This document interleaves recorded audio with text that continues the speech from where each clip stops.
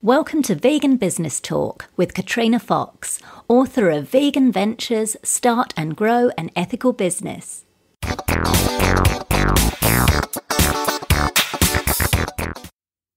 Hello and welcome to episode 96 of Vegan Business Talk.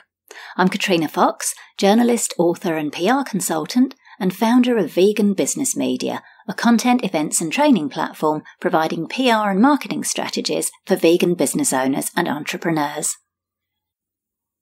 Now, before we get into the main part of the show, I wanted to let you know about my online PR course and group coaching program, Vegans in the Limelight. It's ideal for small business owners, including authors, artists and creatives on a budget who understand the value of getting yourself or your vegan brand featured regularly in the media but can't afford to spend thousands of dollars or pounds a month to hire a publicist or PR firm. With Vegans in the Limelight, you get access to online video training that takes you through every step of how to get media coverage that can help you generate more leads and sales, as well as grow your email list and social media following. So we cover how PR and social media work in tandem, how to research and target the media without spending a cent, how to find the stories in your vegan brand on a regular basis, how to approach journalists the right way with ideas and stories, that's a really important one, how and when to write a media release, how to create an online media room for your website without spending heaps of time or money, how to respond to journalists' call-outs or queries, which is the easiest and quickest way to get media coverage and free publicity, content marketing and PR, so how to create your own share-worthy stuff and leverage it to the max, writing and content creation tips for opinion pieces, listicles, features and columns, speaking gigs and PR, so how to leverage events to gain media coverage, and interview tips for print, online, radio and TV. Now, as well as the video training, which you go through at your own pace over 12 months, the program also includes a full 12 months of group coaching, including a monthly live Q&A call. You can also post your questions throughout the year on the learning platform, and you can post your pitches and media releases and get feedback from me before you send them to journalists. So you've basically got me holding your hand, helping you to do your own PR for a full year. It's a great value program, it's way more affordable than similar courses, and it's the only one that's specifically aimed at vegan and plant-based business owners, entrepreneurs, authors, coaches and creators. Current students have already got media coverage in mainstream and specialist newspapers, magazines, radio and TV shows, as well as blogs and podcasts. So if you'd like to get your vegan brand or yourself featured in the media, but don't have the budget to hire a publicist or PR agency, then I highly recommend you check out this program. You get full and immediate access to the materials as soon as you enroll. You can find out all the details by going to veganbusinessmedia.com and clicking on the link for the program Vegans in the Limelight. And there's also a link on the show notes page. And if you have any questions about the program, including whether it's right for you, feel free to email me at katrina@veganbusinessmedia.com. Now for the main part of the show. In this episode, I interview Brooke Goldner, medical doctor and plant-based healer in Texas. Brooke was diagnosed with systemic lupus nephritis with stage 4 kidney disease at the age of 16 and made a startling recovery at 28 through plant-based nutrition from supermarket foods. She's been symptom-free ever since, with normal lab results and no trace of disease in her body. Now she educates physicians and patients on how to heal and achieve vibrant health using her hyper-nourishing healing protocol and supermarket foods, a system that's helped patients with lupus and a multitude of other autoimmune diseases. A board-certified medical doctor licensed to practice medicine in California and Texas, Brooke is also a psychiatrist specializing in healing the mind from trauma, depression and anxiety. This forms part of her online nutrition programs to help people worldwide live a healthy, happy life. She's the author of 2 best-selling books, Goodbye Lupus and Green Smoothie Recipes to Kickstart Your Health and Healing, and has been featured in multiple documentaries such as Eating You Alive, Whitewashed, and The Conspiracy Against Your Health. She's also a popular media commentator and keynote speaker who regularly shares the stage with her plant-based contemporaries, including Drs. Ornish, Esselstyn, and T. Colin Campbell. Brooke is a graduate of the Temple University School of Medicine, was chief resident at UCLA Harbor Residency, and holds a certificate in plant-based nutrition from Cornell University. She's the founder of veganmedicaldoctor.com, goodbyelupus.com, and creator of the Hypernourishing Protocol for Lupus Recovery. In this interview, Brooke discusses why she gives a lot of information to people on how to heal themselves away for free, what people pay for when signing up for her programs, the benefits of practicing online as a medical and health practitioner, the legalities regarding what health and medical practitioners can and can't do online and how to ensure you comply, how she attracts mostly non-vegan clients to her brand, what you need in place to set up and run online programs, how she comes up with ideas for her programs and products to ensure their success, and much more. Here's the interview with Dr. Brooke Goldner. Hello, Brooke. Thank you so much for joining me. It's absolutely my pleasure. Great to speak with you. You've got such a fascinating story, and I'm really looking forward to hearing that, as well as, your kind of business journey as a medical doctor as well. So, as you know, the first question I always kick off with on the podcast is always love to hear why people do the kind of work that they do. So tell us your reasons and your drivers for doing what you do. So for me, my drive for doing what I do is that I absolutely have no other choice. That's a good reason. I feel like I've been compelled along this journey. Everything that I've ever been through in my life makes sense now that I do what I do. So growing up as a sick kid with lupus, going through chemotherapy, having mini strokes, all the things that I lived through as a sick person, which drove me to want to go into medicine to try to help other sick people. And then, accidentally healing the disease that was considered incurable since I was young. And then now getting to do that for other people. So it's just, I feel like I've always just followed my heart and my passion. And my passion's always been for helping people. I just didn't know in what way I was going to get to do that. But for me, being a medical doctor, and I went on to become a medical director at a nonprofit, and I absolutely loved the work, but my heart was pulling me by the chest. Just, you're not helping enough people. You need to do more. You need to be bigger. You need to reach more people. And so that's how I got to do what I do now, where I use the internet to teach and see patients from all over the world and heal people so that they don't have to suffer and they can give the gifts they were born to give. Wow. I just feel like I don't have anything else I could do, or else I wouldn't be able to sleep at night. Wow, that's amazing. Because you went into it, I think it was psychiatry, your specialist discipline, is that right? Right. So I'm board certified in psychiatry and neurology. Right. So, and that's an interesting one, because you've kind of gone from that, and I know you did have a business where you were doing online Skype psychiatry sessions, and now you focus very much on helping people to overcome particularly autoimmune diseases because of your own experience. So that's quite a bit of a change. So what made you... It actually isn't. It isn't a change at all. It's kind of funny. So I still do some Skype psychiatry, but I don't consider the healing world to be outside of psychiatry. Someone asked me recently if I missed it, and I said I've never left because, for example, so I have a 6-week rapid recovery group where people from all around the world will come in for 6 weeks, and I help them every day learn how to eat in a way that can reverse their diseases, whether it's lupus or scleroderma or Sjogren's. But what I learned very early on is most people don't need help. Like once I teach them the nutrition, they learned it, right? What they need the most help with, besides making it fit into their life, is all the emotional stuff that holds them back from eating right. That food isn't about just, I should eat this and not eat that. It's really about so much more than that.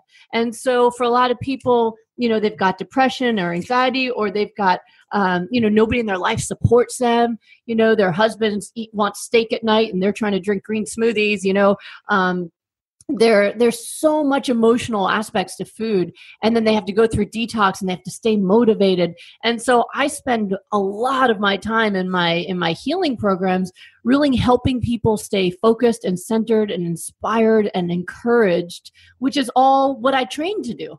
Right. So it just everything works.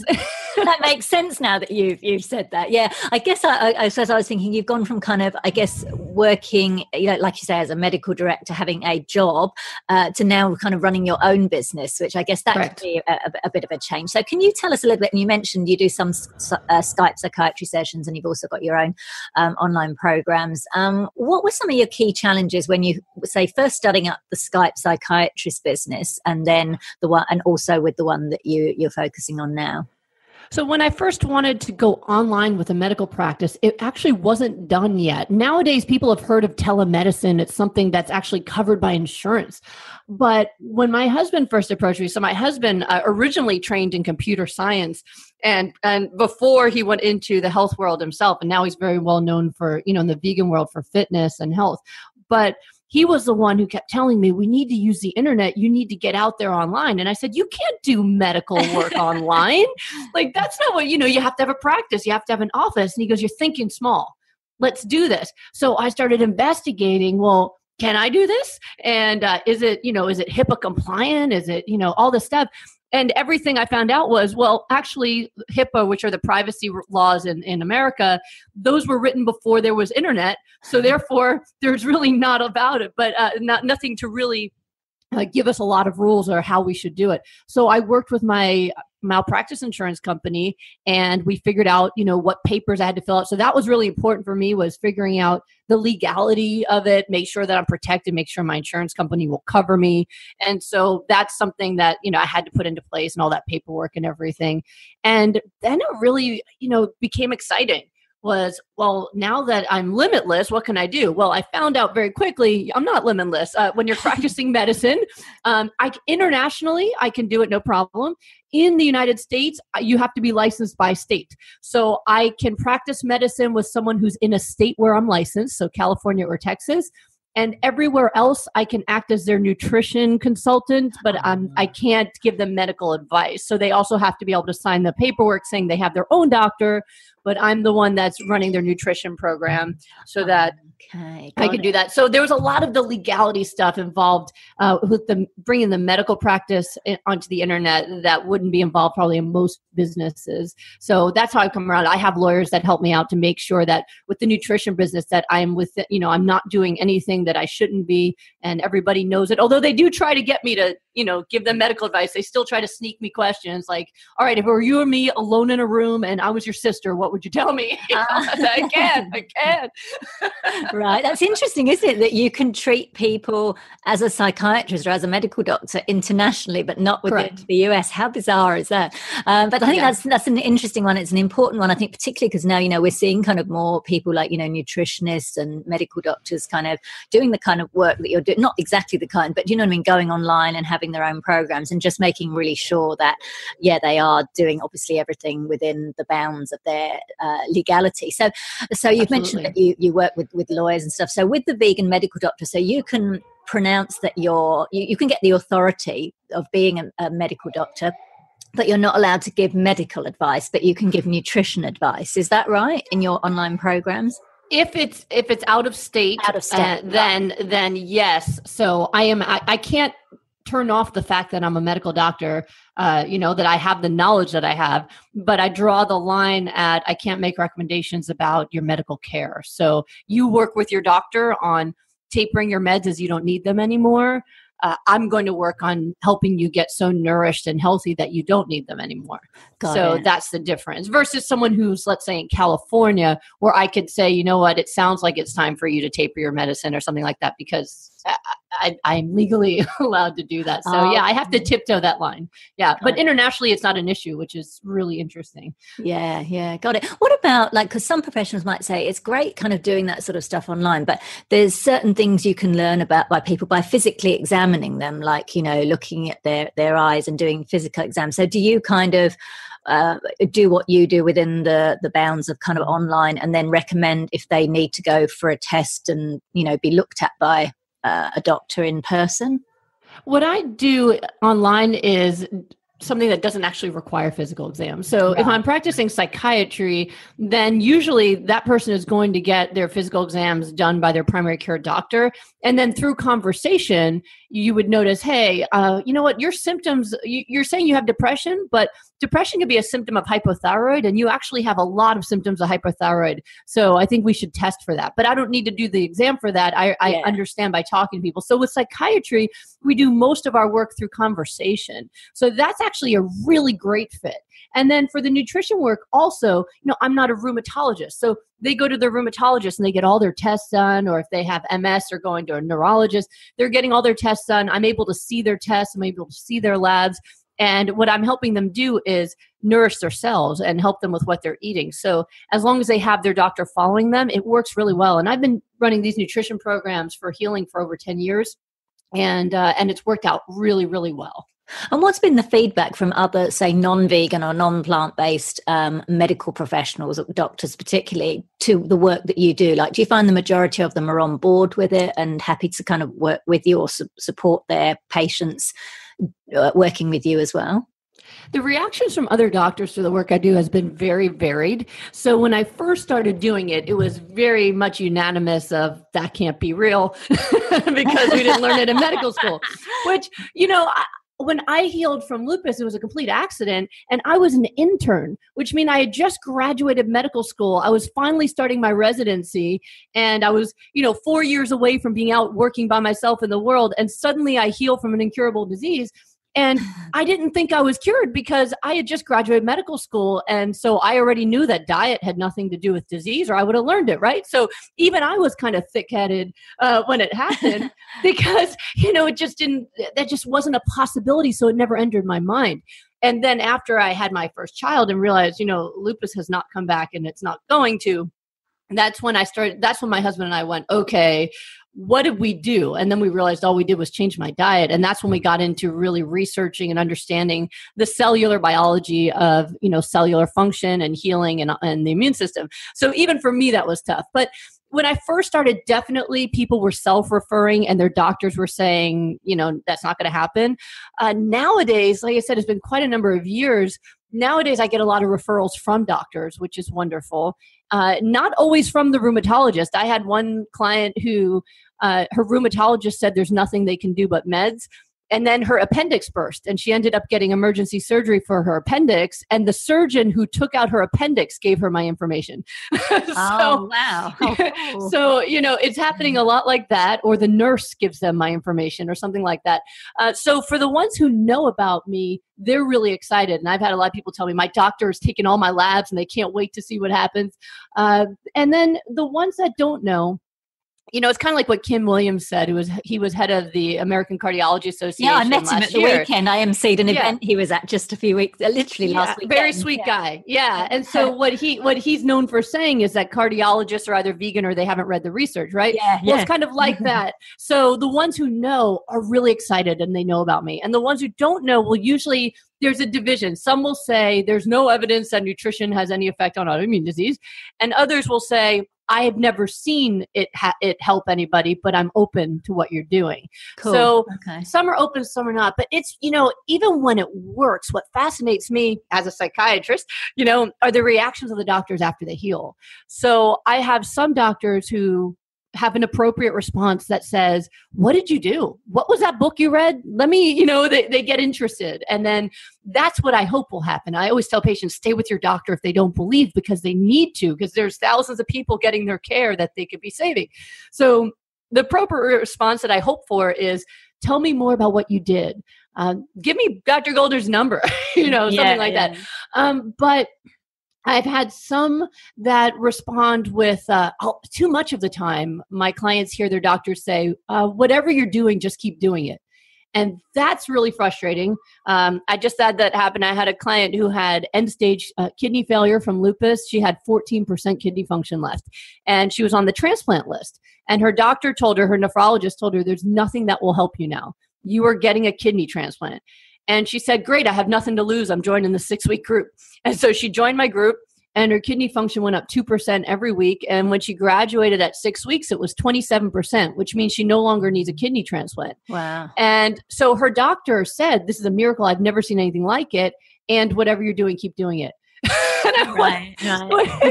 No, I was crying about it because I literally cried sadly, because how many people does he have on that transplant list who may not need an operation if they just had a little bit of curiosity? Them, though, is it? Then that's what Kim Williams said at his talk last weekend. It's like, if it kind of puts them out of business if patients are well. Right. But, I believe that people earnestly want to do good.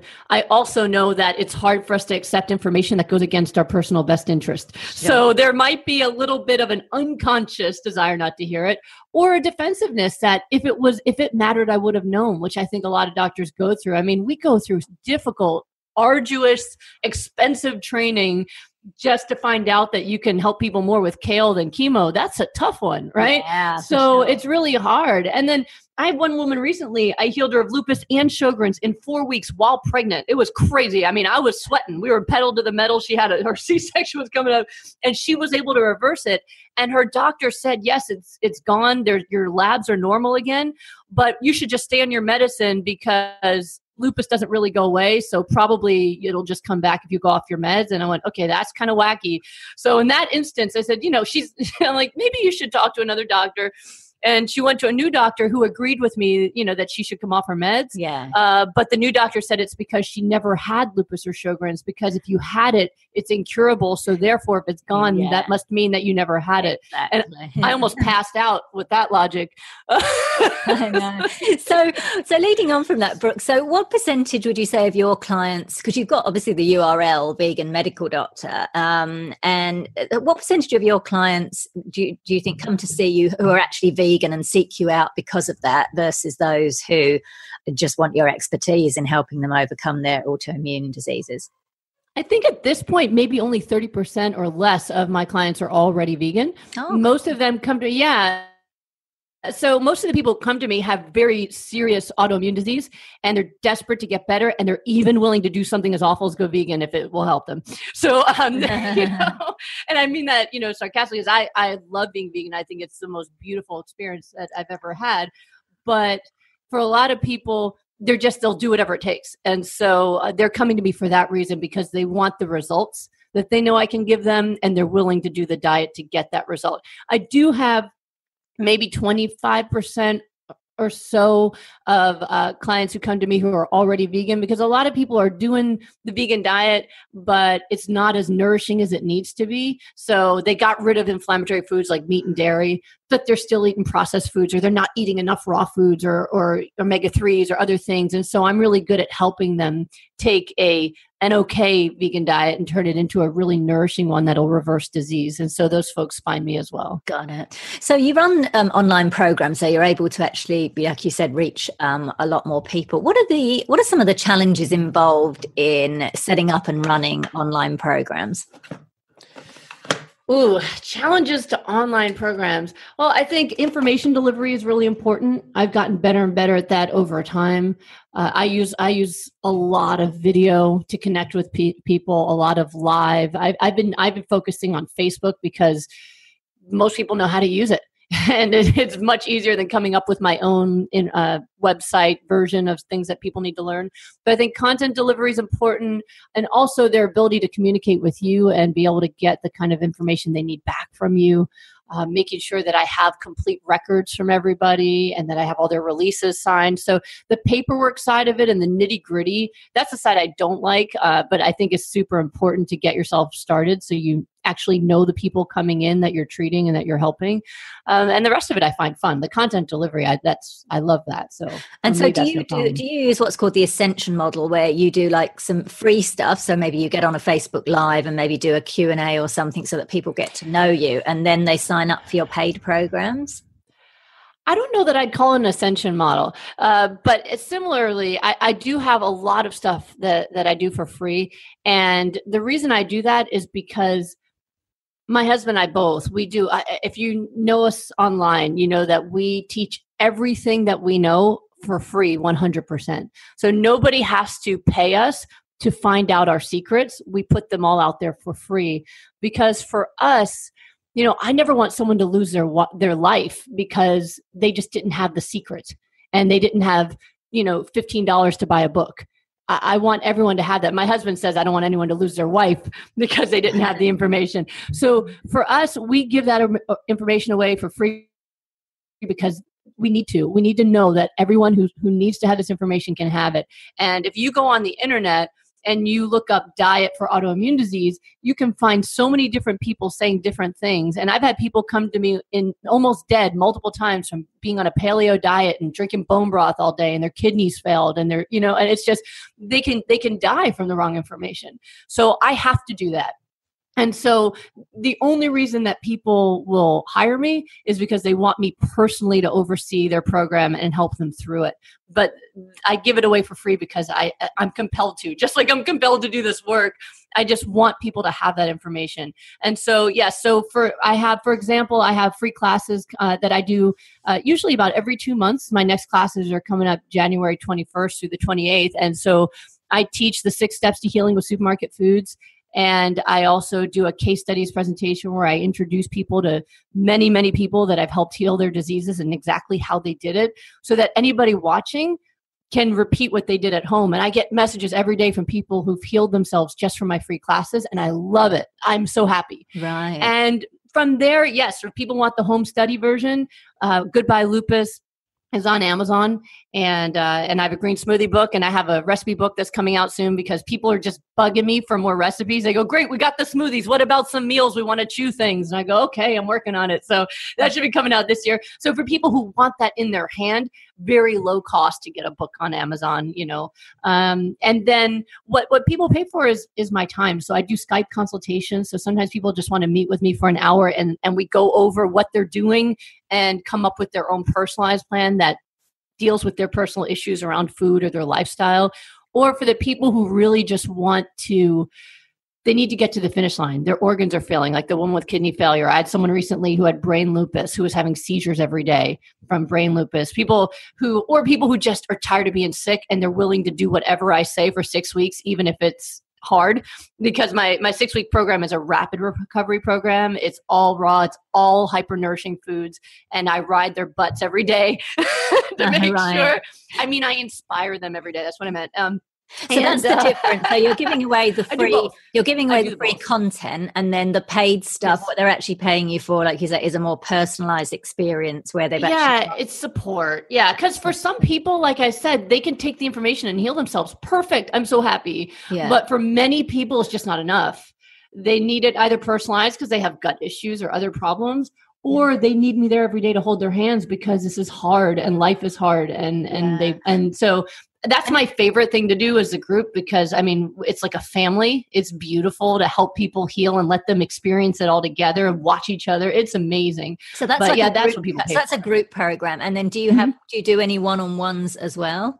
Well, I have a 4-week one-on-one program. And on that program, for people who don't want to be in the group, or they just want to choose when they start, for 4 weeks, they can have unlimited access to my cell phone, where I take them through the same nutrition plan as the group, but instead of posting into the group every day and doing live meetings as a group, we talk on the phone anytime they need to, unlimited for 4 weeks. So it's definitely the most personal experience I have. And I usually can only have a couple people a month doing that because I was going to say that's pretty time intensive. Like unlimited access to your cell phone. That's like, okay, well. Yeah, there's always a text. There's always a text going off. I can imagine. No, thanks for sharing that, because I think that's really helpful for, for health professionals to know the different types of ways you can work with people. So that's been fantastic. Now, obviously there's more, and we're seeing it, and I'm sure you're seeing it, there's more vegan and plant-based doctors, there's nutritionists, there's dietitians, there's health coaches. There's a lot of people getting in on this and starting up their channels and sharing. So how do you go about standing out within, I guess, both the vegan community, but also outside of it, and maintaining a steady flow of clients? For me, I think it's really my story that has me standing out for a lot of people. There's a lot of people out there who have the information or have some information where they could say, oh, I've done this course, or I've been, I've got this certification and this and that. But what people really tell me that draws them to me is because they know that I've been through it. Right. And I've been able to heal. So I'm not only a medical doctor, but I was a former patient. And so whenever people tell me you're a weird kind of doctor, like I give every one of my clients my cell phone number. When I said that in front of a crowd of 600 doctors, you heard a gasp echo through the room. Like, what do you do? But how am I supposed to help someone who's suffering when they can't make an appointment for 2 months? They need to be able to reach me. So I'm very engaged with people, and I'm very invested. We cry together when they're sick, and we cry together when they heal, and it's just, I'm very, very involved. And a lot of people have told me, just watching me on Facebook or listening to me in an interview, that they can feel the connection in their heart, and that helps them feel safe. And they trust that, that if someone said to me recently, I saw you, because I can't help, but I'm very open with my feelings, and I often will cry when I talk about my life sick or healing. And they said those tears are only tears that somebody who knows what it's like could have. Right.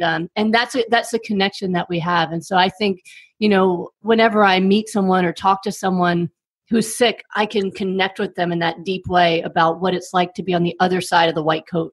And I'm really there for them in a big way. So I think that's one of the biggest draws that people have. Got it. Now, you touched on you use Facebook, for example, so you may do Facebook Live, you're sort of out there or on Facebook. So I'm curious about that, whether there's any, or what risks or restrictions are there, particularly on medical professionals and health professionals being on social media in terms of what you can and can't do or say? There really aren't that many out there because, like I said, most of the laws they created around what we can and can't do happened before the internet. So, and also it varies state by state. So it's kind of a weird area. So what I just try to do is I stick with teaching what I know works. And then I always tell them, listen, if you have specific issues, like every time I give a class, I give my classes for free. And then I always stay on for a live Q&A afterwards. And the Q&A is usually longer than the class because I try to stay and answer all the questions until my bladder is just going to burst and I have to get off. But if someone asks me a more general question, like, can someone with hypothyroid have cruciferous vegetables, something like that, then I can answer that. But if it's something I have an issue where my blood test is like this or that, and I say, okay, listen, when it comes down to your personal medical issues, I'm not going to be able to answer you without knowing you better. So, if you want, that's when you're going to want to make an appointment with me. So I do it that way, where I'm not going to give you medical advice on your specific issue, but I can talk about general conditions. So that's how I try to manage it. But there's really not a lot of there's not a lot of really solid laws around that, just because the internet is expanding faster than the legal stuff can keep up with it, really. For sure. Yeah, I was kind of curious because I know there's some other medical and health professionals who I know are on Facebook, and it's like, sometimes if they're in a group, for example, and someone asks a question, it's like, they have to be a bit careful about what they say, so they're not looking as if they're giving that person specific medical advice, like take vitamin whatever, without them being a patient in case of insurance purposes. So that's interesting. I like the way you just don't want to hurt somebody, right? So if someone says, hey, I was told that I can't eat vegetables because I'm taking Coumadin, which is a blood thinner that you can't have a certain amount of food. The healthy foods can actually affect your medicine. So I'll give them an answer that says, okay, Well, you need to talk to your doctor, and the things you can talk to your doctor about are switching to a different medicine that doesn't have the same dietary restrictions, such as another blood thinner by mouth, or there are other ones that you can do by injection. So you can talk to your doctor about that, or they can also take blood tests every week to make sure they change the dosage of your medicine to go along with whatever you're doing with your diet. So it's fairly specific advice in terms of here are real things that you can do, but I'm not going to say this is the one you should pick. It's, go to your doctor. Here's what other people do. And one of these might be a good fit for you. Perfect. Now, you've also been featured in quite a range of media. How did that come about, and how is it? What benefits has it brought to your business? I have not planned any of this out. I was on the Home and Family Show on the Hallmark Channel, and they asked me if they could connect with my publicist to go on some other shows. And I said, I don't have a publicist. And the woman looked at me like I was crazy. I said, every interview, movie, show that I've ever been on, they reached out to me. And it's been just amazing. For me, I just am doing what I'm doing. I'm taking care of people, and it's changing people's lives, and they keep talking about it. So, for example, the Home and Family Show, the host that was on the show was someone that he was seeing me for rheumatoid arthritis. And so he's also the host of American Ninja Warrior, and he was coming on that show. And so the producer called me and said, what happened to Matt? He's lost 20 pounds. He looks amazing. He told me that you're the reason and we should bring you on. I said, okay, great. So I just happened to be in LA at the time. I went, sure, great, I'll come in. So it's all just been this natural buildup of me just pouring my heart out into people and taking care of them. And it's just grown on its own. And of course it benefits me. I mean, anytime I'm on a show or anything like that, my book sales, go up and more appointments come to me. And that's just giving me feedback that I'm getting the right message out there and I'm helping people the way I need to be, and I think that's the best way to grow a business is you keep delivering what you say you're going to deliver, and you help so many people that they go out there and they can't stop talking about you. Exactly. Now, you mentioned your book, The Goodbye Lupus, which is on Amazon. So again, how helpful has that, why did you decide to write the book, and how helpful again has that been to your business? I wrote Goodbye Lupus because every time I gave a talk on stage, people would come up to me and say, I wish my aunt was here to see this. I wish my best friend was here to see this. Do you have a book that says everything you said on stage? And I kept hearing it. And I said, okay, all right, I need to write my story down. People need to have this. So I never expected it to be a bestseller. I wrote it just so if people asked me that question, I could have a few in my bag and say, oh yeah, I have a book. And, I just try to, I listen to people and I give them what they ask for. That's how I develop each thing that I do, is based on the feedback I get of what they need, and it's weird how many business people don't do that. They come up with an idea in their head that they think people want, and then they start selling it. Right. I just create products based on what people ask me that they need. So I wrote this book. And I didn't tell anyone I wrote it yet because I wasn't ready to launch it. And I put it on Amazon as a pre-order, but I didn't tell anyone. I did that because I needed to give myself a date that I had to finish it by. And so if I put it on Amazon, I would have to write the publishing date. And that's the only reason. It was for myself. Because I have so much going on. If I don't have a date where it needs to happen, it won't happen. And that's what was going on. Is it was a year after I wanted to publish it and was still not done. So put it on Amazon, and I said, okay, October 31st, 2015, that's when it will be available. And I ignored it. And then October 30th or so, I went to check on it and went, I wonder if I can change that because I don't want to publish it yet. And I looked online and it was a bestseller. And I went, are you kidding me? I didn't even publish it yet. I didn't even tell anyone about it. So people will ask me, what was your bestseller campaign you did? I went, secrecy was my campaign. So I went, oh crap, I got to publish this, So that's how it happened. And so now people are asking me, hey, we need this recipe book. And I go, okay, that's what the people want. So I'm almost finished with that so that people can have healing meals, not just smoothie recipes. But yeah, it's everything I've done has just kind of been, it's this flow of, all right, here's what's missing. You need to fill this gap. Okay, I'll do that. Sure.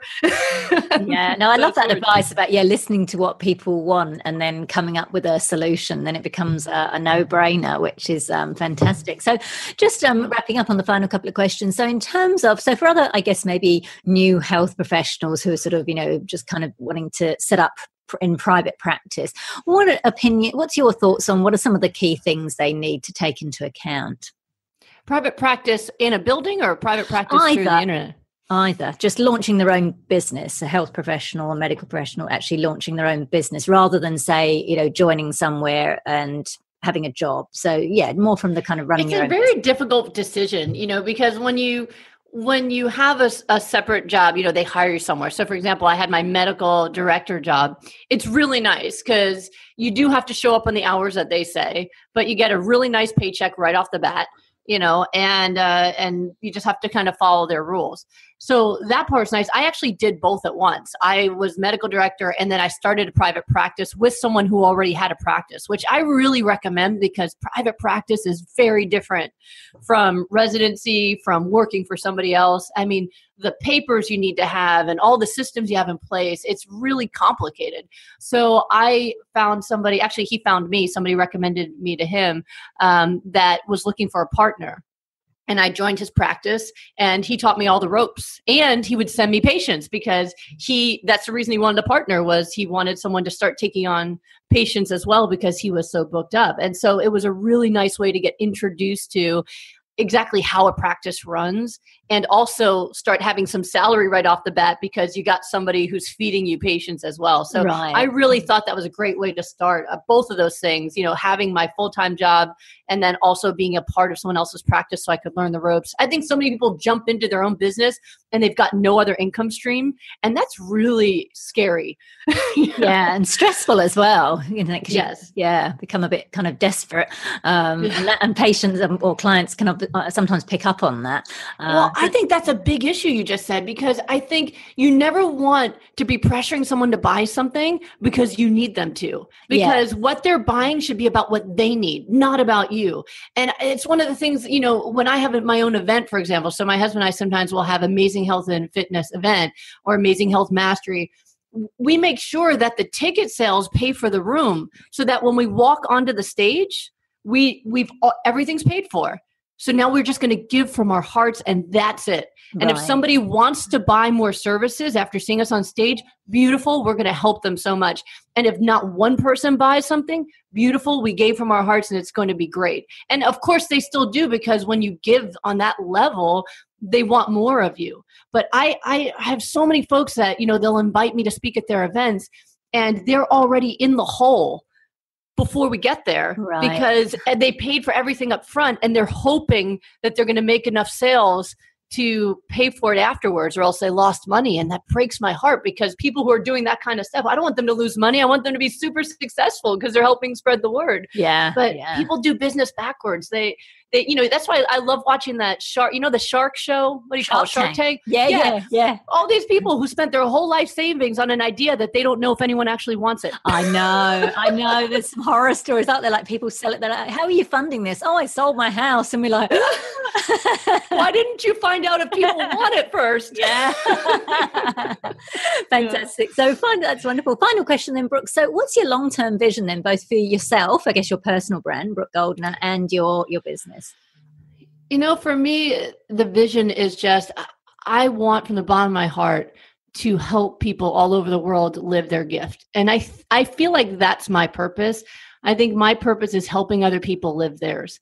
And what gets in the way of our purpose are, our illnesses, our thoughts, our beliefs, all of those things that stop us from being able to do what we're meant to do. If someone's homesick or they've got arthritis or they're feeling depressed, then not only do they suffer, but everyone on earth suffers because there's a gift that's not being given. And so for me, that's my vision. Is I know, for example, lupus. I mean, there's millions of people around the planet that are suffering that don't need to. So I'm just going to keep giving in a bigger and bigger way. I'm giving away more and more, teaching more and more, everything I need to do to just help there be more health. And I think that's just going to make such a beautiful impact on people being able to give more as well. And what an amazing world it would be if everybody was able to just give their heart's gift. Oh, absolutely. Wonderful. And I love the way that you've managed to do that. You know, like you say, you've gone from being, I guess, going the traditional route to becoming a medical doctor, but then you've used that to fulfill your purpose. Because I guess what we do is the vehicle, like the why is the purpose. This is what we want to do. And then it's kind of like, well, how or what vehicle am I going to use to deliver that? And I love the way that you've managed to bring everything that you've done, both your personal experience and your medical experience, into doing what you're doing, which is fantastic. You shared some amazing information and insights, very inspiring. I'm looking forward to reading your book, and I know my partner is too. She's a clinical hypnotherapist and naturopath, and I know she's interested in reading your book and finding out more about what you do. So thank you so much for coming on the show, Brooke. It's been a pleasure. Oh, it's been a total pleasure for me too. Thank you. So that was Dr. Brooke Goldner. You can find out more at veganmedicaldoctor.com and goodbyelupus.com. And those links are on the show notes page at veganbusinessmedia.com/podcasts and going to episode 96. Now for our vegan business news roundup. Vegan chef and amateur Muay Thai fighter Wat Sribungruang is set to open a raw food bakery in Manhattan, New York this month. That's January 2018 if you're listening in the future, reports Veg News. The new eatery, Rawsome Treats, great name, will feature more than 30 varieties of raw desserts, including tarts, cakes, truffles, and pies made with nut-based crusts, creamy cashew bases, and ingredients such as matcha powder, activated charcoal, and black sesame seeds. Sribungruang changed her diet to a raw vegan one back in 2012 while training for a Muay Thai fight, before opening her company Rawsome Treats a year later to share her passion for healthy raw vegan food with friends and family. The bakery will open on Orchard Street in downtown New York, which already has a vegan store, Orchard Grocer, and vegan shoe shop, Moo Shoes. So this is something to think about if you're planning to open a physical location. It can certainly help you to be in an area or on a street with other vegan businesses because you'll benefit from the existing clientele and foot traffic to the area. Or you might go a completely different direction and decide to open somewhere where you'll be the only vegan business in that area, and that can also be beneficial. It all comes down to market research. One thing's for sure, though, I'm going to need to visit New York again. Last year in October, I was there for a week, and I must admit I comfort food ate my way through the city's many vegan eateries. So maybe on the next trip, I can mix in some healthy raw vegan treats. While US-based Beyond Meat and Impossible Foods continue to make headlines for their innovative bleeding vegan burgers, a UK company is launching its own version next month at vegetarian restaurant Mildred's in London, reports Plant-Based News. Moving Mountains has been developing its patty for more than 2 years. Made from coconut oil, wheat, soy, potatoes and mushrooms, it aims to look, smell and taste like an animal-based burger. And beetroot juice has been added to produce the bleeding effect. The company also claims its B12 burger sizzles with browning on the outside while remaining red on the inside, similar to rare cooked beef. Moving Mountains founder Simeon van der Molen said, "This marks a huge leap in innovation for humanity and will allow consumers to bite into a future that is better for their health and the health of our planet." The burger will debut on the 24th of February at the Dalston branch of Mildred's, a long-running vegetarian eatery, and will be priced at £10. So it's great to see more developments in this area, particularly as these products are not aimed specifically at vegans or even vegetarians, but at flexitarians and people who want to cut down on meat for health or environmental reasons. Finally, a new vegan restaurant app has launched in the US, which allows users to filter their searches for eateries that offer gluten-free, raw, fair trade, local and organic options. Vanilla Bean is the creation of a team of app specialists from Germany and the UK whose aim is to facilitate healthy, sustainable consumer choices without giving up the pleasures of enjoying tasty food. When asked how the app, which is free on all platforms, differs from Happy Cow, a long-standing vegan restaurant guide, co-founder and CEO Fabian Kreipel told me, "In addition to being a vegan restaurant guide, we are an eco and health-conscious restaurant guide. This is why our categories like local, organic or fair trade ingredients, gluten-free or raw food options are front and centre of our app. We also want to speak to meat reducers, and so we market our app differently." The app launched with more than 23,000 vegan-friendly restaurants, 16,000 of which are in the US alone, with the rest in the UK, Ireland, Germany, Australia, Switzerland and France. Vanilla Bean partnered with regional vegan dining guides in Washington, D.C., San Diego, Philadelphia, Memphis and New Orleans for local expert knowledge. In addition to community reviews, the app will also offer top restaurant recommendations by non-profits such as Veganuary, Paul McCartney's Meat-Free Monday, Compassion Over Killing and others. So this is fantastic. The more we can get people eating plant-based options, the better. So it's good to see these kinds of initiatives. And of course, if you own a vegan restaurant or cafe, make sure you head over to vanilla-bean.com to get listed. So that's it for this episode of Vegan Business Talk. Thank you so much for tuning in. If you enjoyed the show, I'd really appreciate it if you gave it a review and rating on iTunes or any other platform you're listening on. Finally, I encourage you to head over to veganbusinessmedia.com, where you can find more free resources as well as details of how we can work together to help you grow your vegan business. I'm Katrina Fox, author of Vegan Ventures, Start and Grow an Ethical Business. And I look forward to catching up with you in the next episode of Vegan Business Talk. Bye for now.